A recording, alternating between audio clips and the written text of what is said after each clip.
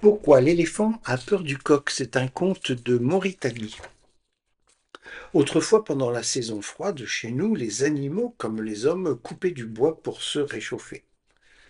Cette année-là, il faisait vraiment froid. Il faisait tellement froid que les oiseaux n'arrivaient même plus à voler.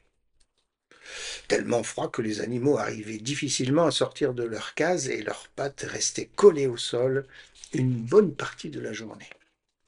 Un matin, Golo, le singe, vient voir Samba, le forgeron, et lui dit: Samba, vite, fais-moi une hache, je n'en peux plus, il fait froid. Samba aussitôt commença le travail. Quelque temps après arriva Bouki, la hyène, qui dit en nasillant: Samba, vite, fais-moi une hache. Je veux bien, répondit Samba, mais il y a un problème. Mais lequel? Il y a que Golo le singe vient juste de m'en commander une, et il semble très pressé. Écoute, dit Bouki, s'il revient, dis-lui que c'est moi, Bouki, la hyène, qui veut la hache d'abord. Quand Golo le singe revient pour voir l'avancement des travaux, Samba lui fit savoir le message de Bouki. Bon, dit-il, dans ce cas, fais-la lui. Et Golo s'empressa de d'étaler. Arriva alors Gaïandé le lion, qui à son tour commanda une hache. Je veux bien, lui dit Samba, mais je travaille une hache pour Bouki la hyène. Écoute, dit Gaïandé, si Bouki revient ici, dis-lui que c'est moi, Gaïandé, le roi lion, qui veut la hache en premier. Quelque temps après, Bouki arriva pour récupérer sa hache. Attention, lui dit Samba le forgeron, après ton départ, Gaïandé est venu et il a commandé la hache. Dans ce cas, fais-la lui, dit Bouki en détalant.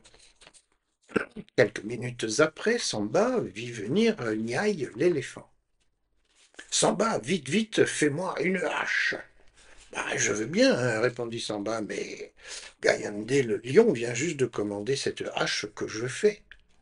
Quoi? Dit Niaï l'éléphant. S'il revient, dis-lui que c'est moi, Niaï, qui veut cette hache.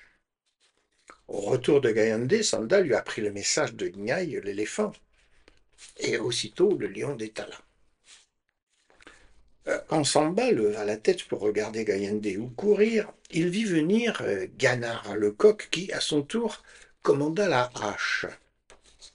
Ce n'est pas possible, dit Samba. Niaï l'éléphant l'a déjà commandé. Mais c'est moi, Ganard le coq, qui veux cette hache, lui répondit-il. Quand Niaï revient, Samba lui apprit que Ganard voulait la hache. Alors Niaï l'éléphant écarta ses pattes et déposa un gros tas de crottes sur le sol. Un tas aussi gros que la case du forgeron.